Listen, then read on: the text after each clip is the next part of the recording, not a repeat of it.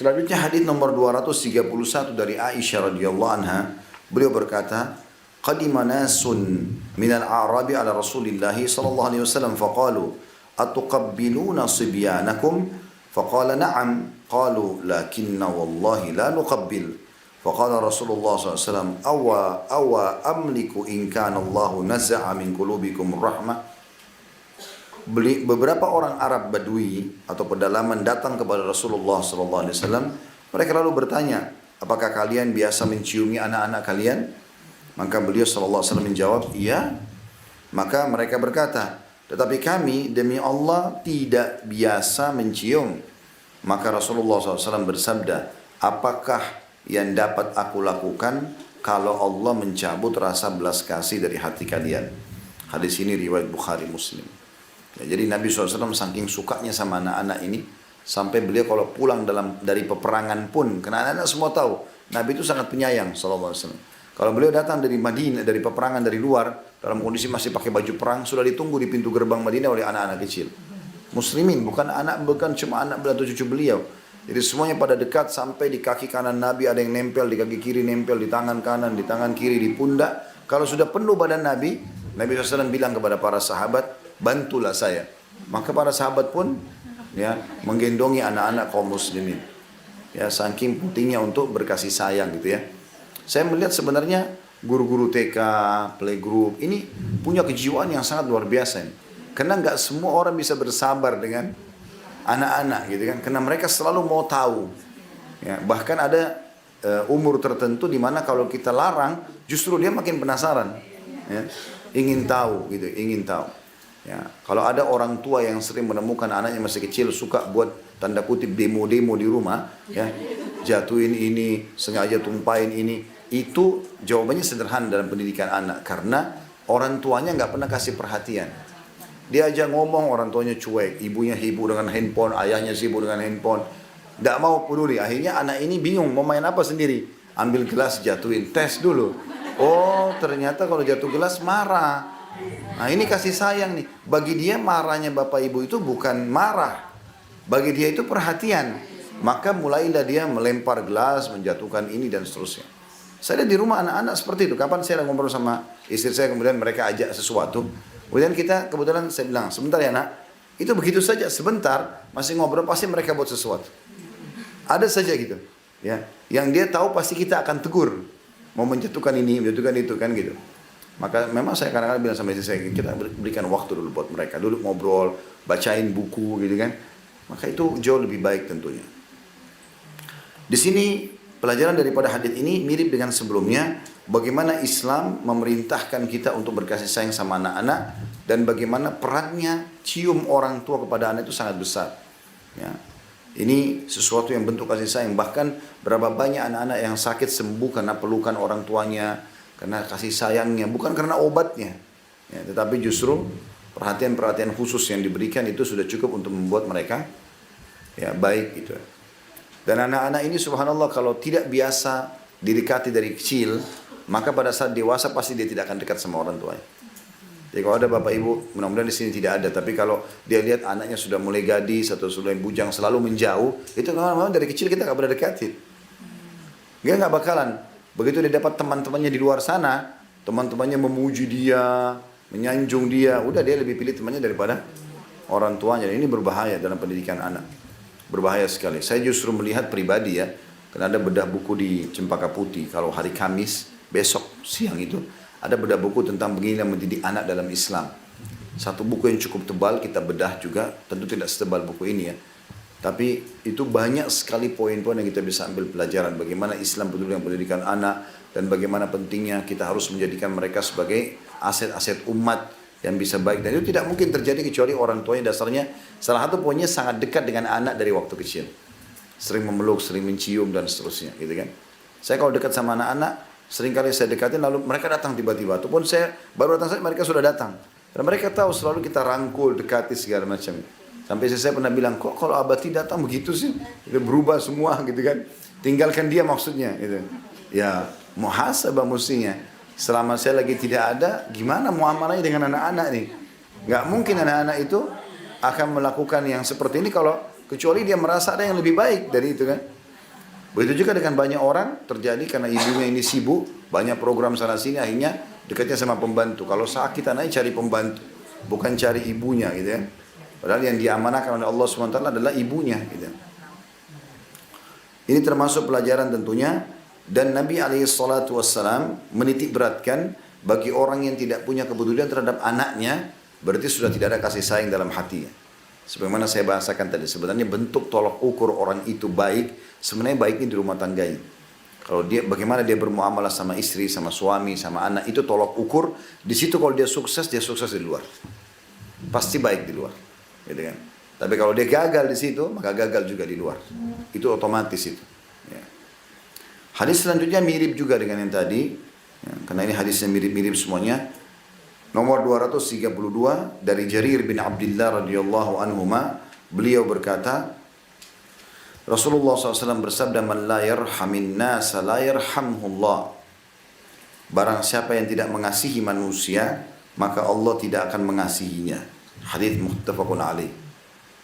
Walaupun ini lebih global hadisnya, artinya semua anak kecil, orang dewasa, termasuk bentuk kepedulian. Misalnya kalau melihat ada sesuatu terjadi pada orang, kasihannya, itu bentuk lunaknya hatinya. Itu yang dimaksud dalam hadis ini.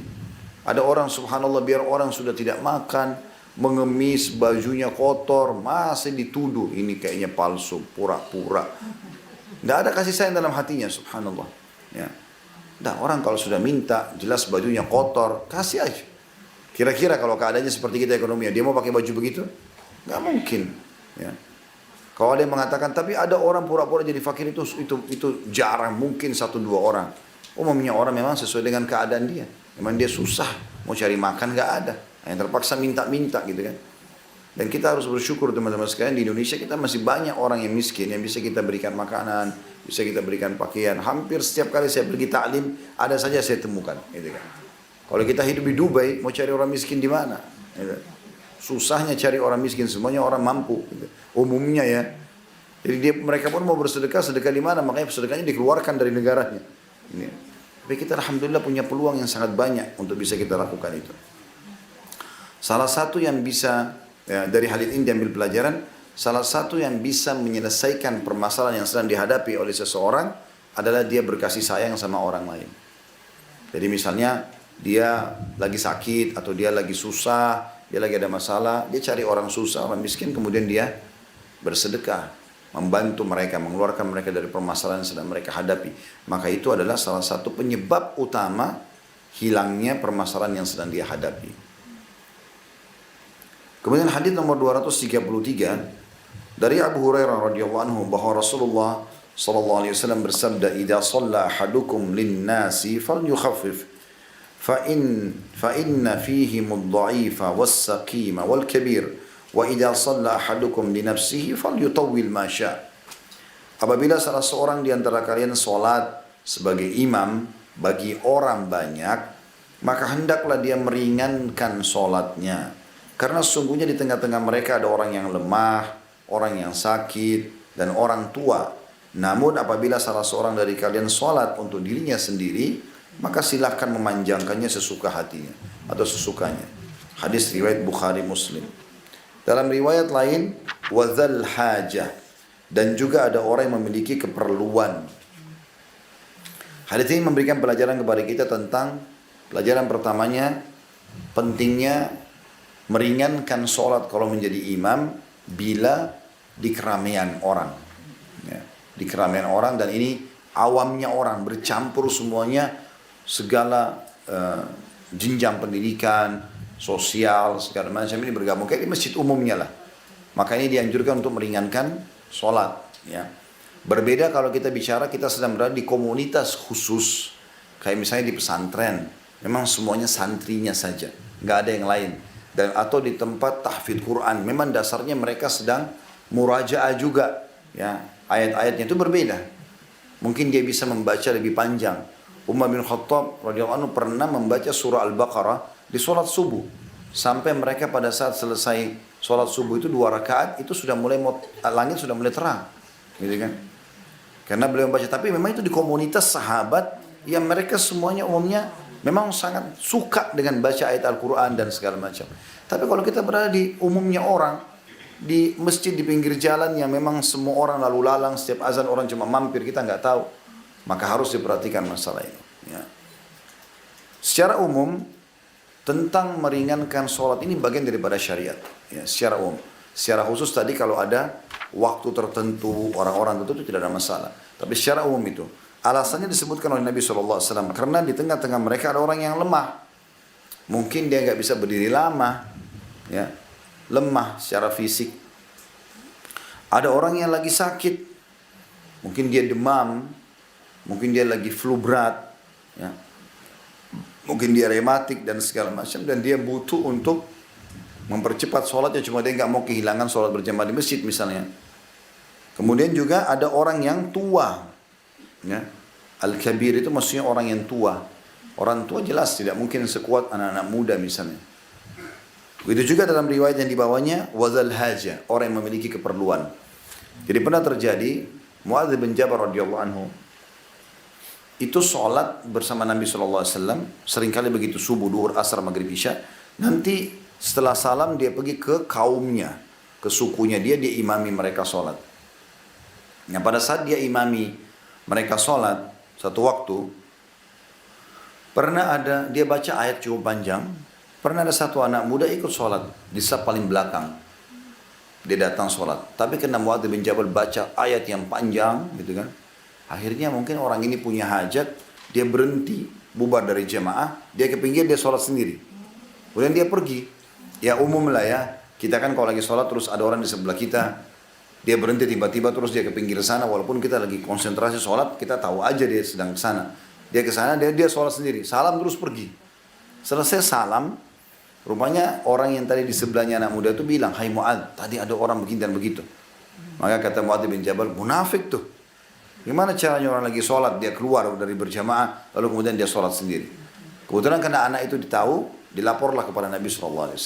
Ingin tahu ini, apa benar enggak secara agama itu.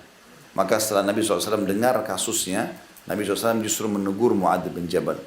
Mengatakan, "Afattanun anta ya Muadz, apa kau ini penyebar fitnah hai Muadz? Mana kau dari sabbihisma rabbikal a'la?" Kalau lagi berjamaah baca, artinya kalaupun panjang, kelasnya sabbihisma rabbikal a'la, gitu kan.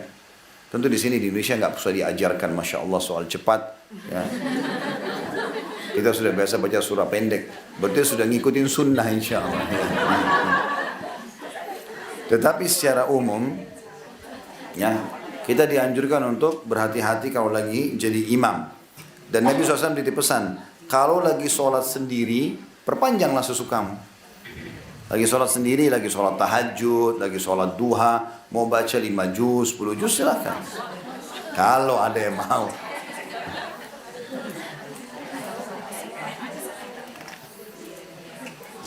Baik, ini pelajaran pertama tentang pentingnya seorang imam meringankan sholatnya kalau dia sedang mengimami orang umumnya, gitu kan.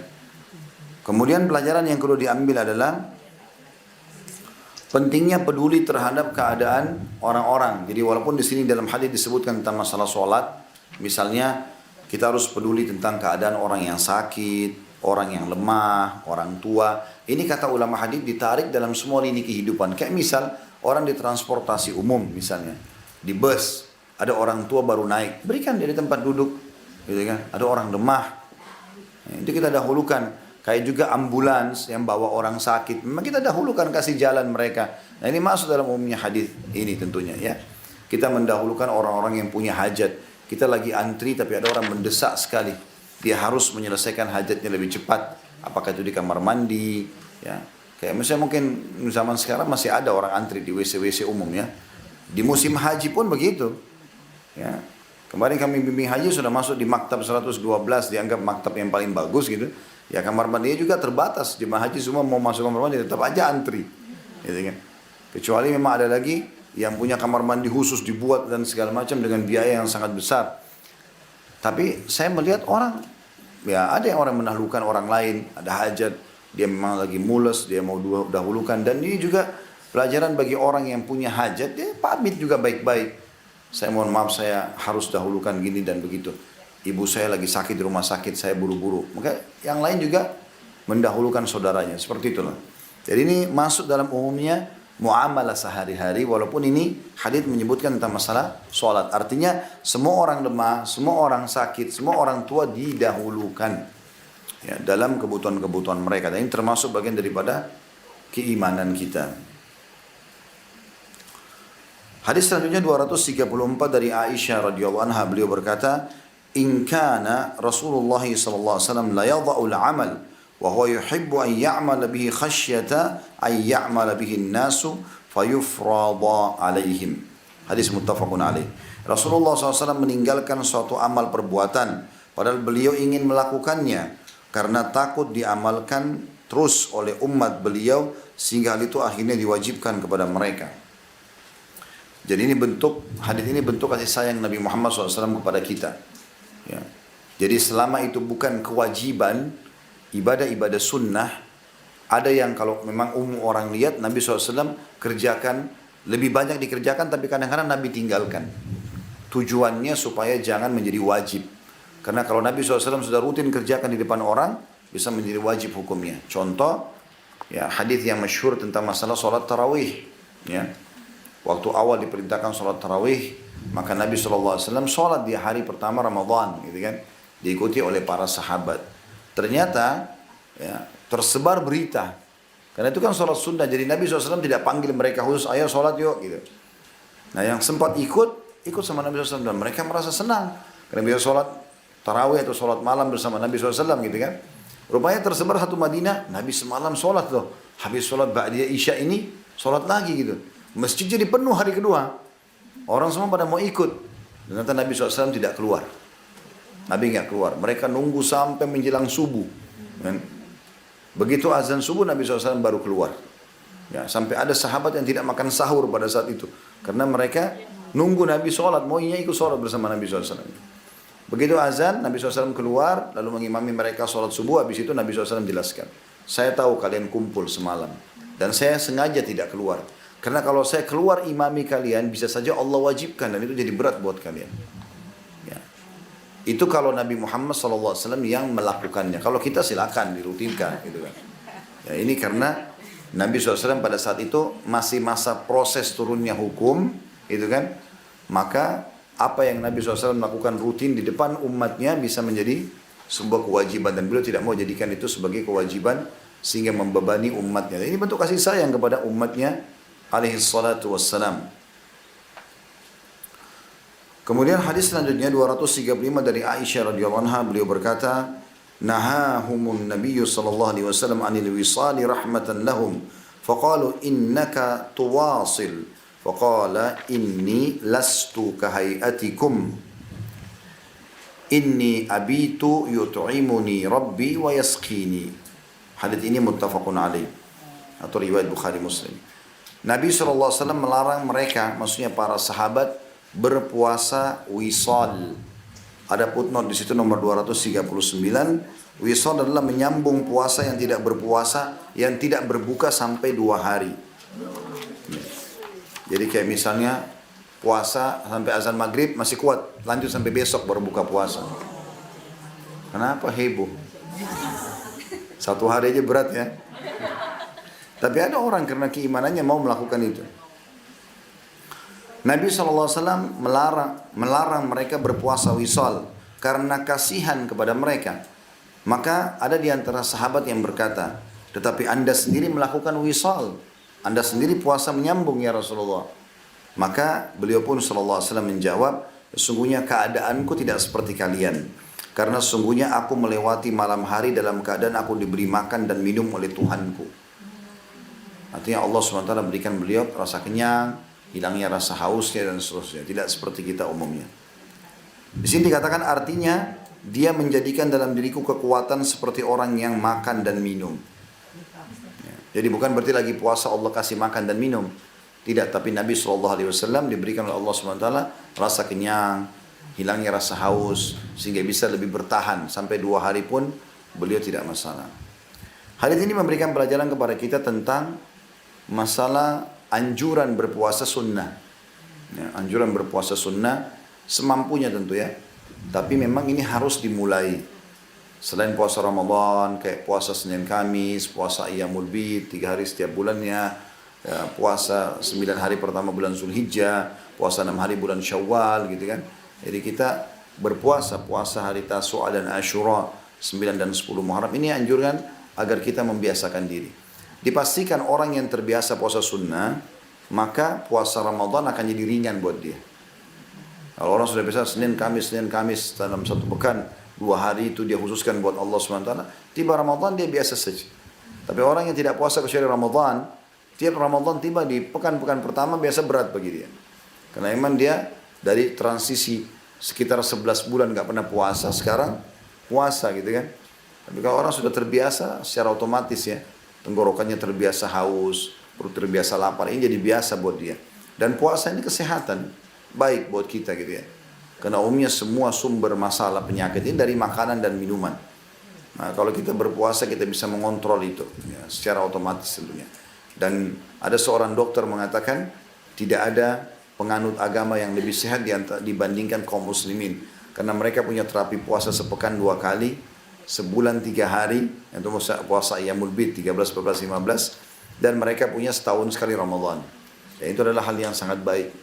Ya, orang kalau lagi punya sakit, penyakit, insya Allah mungkin Bapak Ibu mudah-mudahan tidak ada, tapi kalau ada yang pernah mengalami pasti tahu. Pasti kalau dia berobat, ada penyakit-penyakit yang dianggap berbahaya oleh dokter, pasti disuruh kontrol makanannya. Ini nggak boleh, ini boleh. Sebenarnya sama dengan puasa. Ya. Kalau puasa mengontrol itu semua tentunya. Baik, kita ambil pelajaran daripada hadits ini tentang masalah yang pertama, perintah untuk memperbanyak puasa sunnah. Hanya saja ada larangan berpuasa wisal. Dan puasa wisal sudah kita jelaskan tadi, menyambung sampai 2 hari tidak berbuka puasa atau di hari kedua baru berbuka puasa. Dan itu dilakukan oleh Nabi alaihissalatu wassalam. Yang kedua, ada sebuah pelajaran penting diistilahkan dengan khususiyatun Nabi sallallahu alaihi wasallam. Maksudnya sesuatu yang Allah khususkan hanya untuk Nabi, nggak boleh orang lain lakukan. Ya, seperti kasus puasa wisal ini. Ya, ini memang tidak mungkin umatnya melakukan karena Nabi SAW dikhususkan oleh Allah SWT. Beliau berpoligami lebih dari 4 orang istri. Ini khusus untuk Nabi SAW. Tidak boleh dilakukan oleh orang lain gitu kan. Padahal sebenarnya Nabi kan sebagai contoh buat kita. Tapi ada namanya atau istilahnya khususiyah. Khusus buat Nabi SAW.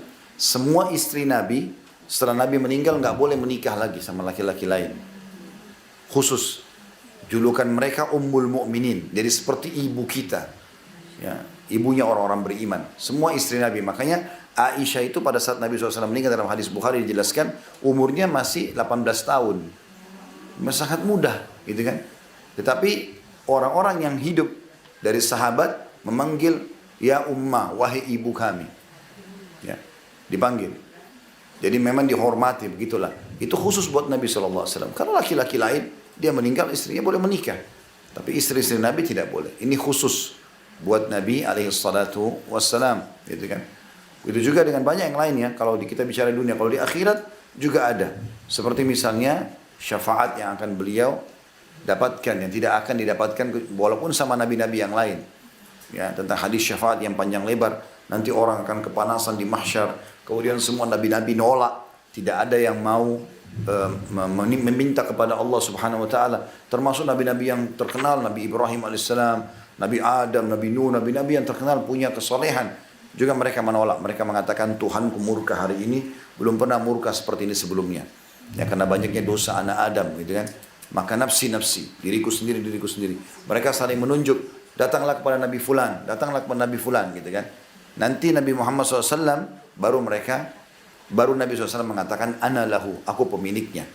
Kata Nabi SAW, lalu aku pun nanti pada hari kiamat itu datang ke bawah singgasananya Allah, arsy Allah, lalu memohon kepada Allah sujud agar Allah datang menghakimi manusia. Gitu kan. Begitu juga dengan khususnya Nabi SAW di akhirat adalah beliau orang yang pertama masuk ke dalam surga. Ya, sebagaimana sabda Nabi SAW, akulah orang yang pertama mengetuk pintu surga dan akan ditanyakan oleh penjaga surga, siapa kamu? Aku mengatakan Muhammad, maka dia pun berkata, aku tidak diperintahkan membuka pertama kali pintu ini kecuali untukmu. Ini khusus buat Nabi SAW. Beliau bersabda dalam hadis yang lain, surga diharamkan untuk nabi-nabi sebelum aku masuk. Ya, dan diharamkan untuk umat sebelum umatku masuk. Makanya kita pun alhamdulillah bersyukur kepada Allah Subhanahu wa taala menjadi umat Muhammad sallallahu alaihi wasallam karena beliau bersabda dalam hadis yang lain, tidak ada satu umat pun sebelum kalian kecuali berharap jadi kalian. Karena semua nabi-nabi yang sebelum Nabi Muhammad SAW mengatakan, nanti akan ada datang nabi terakhir namanya Ahmad atau Muhammad, dia nabi terbaik, dia begini dan begitu. Umatnya adalah umat yang terbaik. Juga termasuk khususiyatun Nabi SAW di akhirat adalah beliau menjadi pemilik al-wasilah. Dan wasilah adalah istana tertinggi di surga. Yang kita kalau habis azan baca doa, Allahumma rabba hadawati tama wassalatil qa'ima ati Muhammadanin wasilata wal fadilah. Jadi wasilah itu adalah istana tertinggi di surga yang paling leks, yang paling bagus. Dan kata Nabi SAW itu tidak akan dimiliki kecuali untuk satu orang saja. Ya. Dan itu aku berharap aku pemiliknya, siapa yang memohon wasilah untukku dia akan dapat syafaatku. Ya. Itu khususiyatun Nabi SAW. Jadi ini memang khusus gitu ya, khusus. Kalau dalam di dunia tentu banyak sebagaimana sudah kita sebutkan tadi. Di antaranya juga kalau di dunia itu pernah ada riwayat menjelaskan Nabi SAW kalau lagi sholat itu Allah mudahkan beliau untuk bisa melihat ya ke arah makmum walaupun beliau hadap depan. Ya, bagaimana Allahu a'lam kita nggak tahu. Karena Nabi SAW mengatakan luruskan dan rapatkan saf kalian karena aku bisa melihat kalian dari arah aku sholat ini. Itu Allah berikan gitu. Berapa kali Nabi SAW diperlihatkan juga ini sebagai mukjizat Baitul Maqdis ya. Waktu beliau pulang dari Isra dan Mi'raj, kan orang-orang Quraisy mengatakan bagaimana kau bisa pergi ke sana hai Muhammad? Ya, kan? Sementara perjalanan sebulan pakai kuda, orang terkuat di antara kami berarti 2 bulan pulang pergi semalam. Ya, maka ada yang mengatakan coba gambarkan buat kami Baitul Maqdis. Kata Nabi SAW, Allah pun menggambarkan Baitul Maqdis di hadapan mataku. Sehingga aku bisa menjelaskan berapa tiang, warna-warnanya dan seterusnya. Ya, Nabi SAW juga pernah di batu gari Khandak, parit, gitu kan? Beliau pernah memukul sebuah batu dengan keluar cahaya yang terang. Lalu beliau bertakbir, Allahu Akbar, gitu kan? Maka para sahabat bertanya, ada apa ya Rasulullah? Kata Nabi SAW, Allah memperlihatkan untukku, ya, umatku akan sampai kerajaan mereka ke lautan-lautan, gitu kan? Jadi luas sekali. Waktu itu terus terjadi di zaman ekspansi Islam ya. Di zaman Utsmani, zaman Abbasiyah, zaman Umayyah, Abbasiyah, umat Utsmaniyah, umat Islam kemana-mana membawa agama ini tentunya. Itu termasuk juga khususiyatun Nabi SAW. Jadi ada hal-hal yang Allah perlihatkan. Juga seringkali Nabi SAW mengatakan, aku diperlihatkan surga. Aku sekarang sedang melihat telagaku. Gitu kan? Diperlihatkan. Jadi Nabi SAW melihat semua itu. Ini termasuk khususiyatun Nabi SAW. Nah di sini masuk di dalamnya adalah berpuasa wisal itu. Atau menyambung puasa itu ya, menyambung puasa itu. Baik, selanjutnya 236 dari Abu Qatadah Al-Harith bin Rabi'i radhiyallahu anhu, beliau berkata Rasulullah SAW bersabda, inni la aqumu ila as-salati wa uridu an utawwila fiha fa asma'u buka as-sabi fa atajawwaza fi salati karahiyatan an asyukka ala ummihi. Sesungguhnya aku berdiri mengimami solat dan aku berniat memanjangkan bacaannya. Lalu tiba-tiba aku mendengar tangisan anak kecil, maka aku menyingkatnya, ya, meringkas, karena aku khawatir akan memberatkan ibunya. Di situ ada putusan nomor 240 yang dimaksud adalah aku meringankan solat. Muslim telah menjelaskan dalam riwayatnya dari Anas radhiyallahu anhu tentang apa yang diringankan oleh Nabi SAW dengan lafaz fayaqra'us suratul qasirah, maka beliau membaca surah yang pendek. Hadis ini sudah kita jelaskan tadi sebenarnya ya, tentang masalah ya bagaimana orang kalau jadi imam tidak boleh memanjangkan bacaannya. Ya, karena tadi sudah dijelaskan di hadis sebelumnya ada orang yang lemah, ada orang sakit, ada orang tua dan seterusnya. Kurang lebih seperti itu gambaran daripada hadis ini. Dan ini termasuk juga jangan sampai ada makmum yang hilang konsentrasinya di antara ibu-ibu karena lamanya tangisan anaknya. Anaknya lagi mau susu, mungkin lagi mau dibersihkan badannya gitu kan karena dia kencing, buang air segala macam. Lalu imamnya baca surah Al-Baqarah, ini kan kesian. Ya. Baik, hadis selanjutnya 237 dari Jundub bin Abdullah radhiyallahu anhu, beliau berkata Rasulullah SAW bersabda, man shalla salat as-subhi fahuwa fi dhimmatillah fala yatlubannakumullahu min dhimmatihi bi syai' فإنه من يطلبه من ذمته بشيء يدركه ثم يكبه على وجهه في نار جهنم. Hadis ini riwayat Imam Muslim. Artinya, barang siapa yang telah melaksanakan sholat subuh, maka dia berada dalam jaminan Allah. Ada potong nomor 241.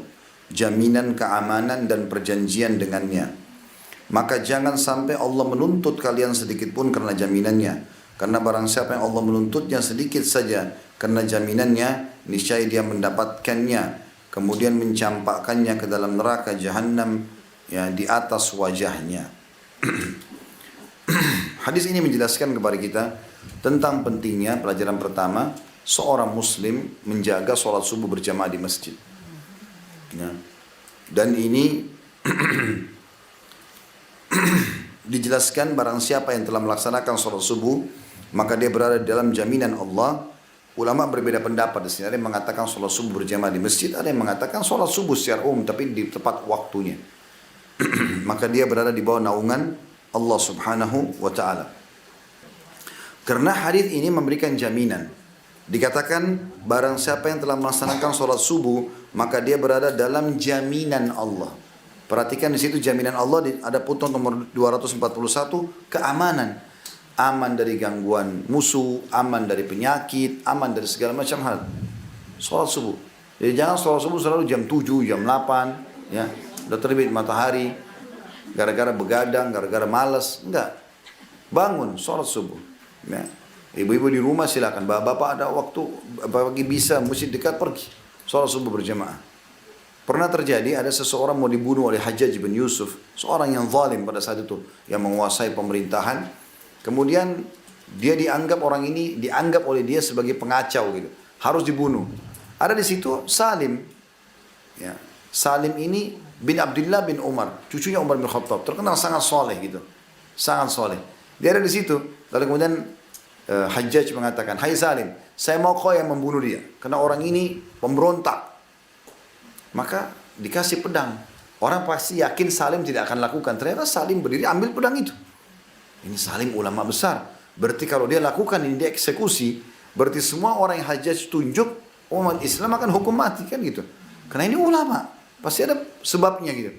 Ternyata Salim ingin menunjukkan sebuah hukum. Dia dekati orang itu, lalu dia mengatakan sambil menenteng pedangnya, saya mau tanya, kau sholat subuh nggak tadi di masjid? Kata orang itu, iya, saya menjaga. Sudah sekian tahun saya selalu sholat subuh. Kata Salim, kalau begitu saya tidak akan pernah berani membunuh orang yang di bawah naungan Allah. Dilempar pedangnya sama dia. Karena ingin menerapkan hadis ini. Jadi sholat subuh itu penting sekali. Sholat subuh itu penting. Di situ diuji keimanan seseorang. Apalagi sabda Nabi SAW, siapa yang sholat isya berjamaah di masjid, dia seperti mendirikan setengah malamnya. Dan siapa yang mengerjakan lengkap, ya, siapa yang mendirikan sholat subuh berjamaah di masjid, maka dia seperti semalam suntuk mengerjakan sholat malam. Itu yang pertama. Yang kedua, jaga zikir pagi petang. Duduk sebentar, seperempat jam, ya, 20 menit, 15 sampai 20 menit baca. Banyak sekali zikir-zikir, di antaranya zikir yang masyhur, ya, a'udzu bikalimatillahi tammati min syarri ma khalaq. Saya yakin tidak ada yang tidak hafalin.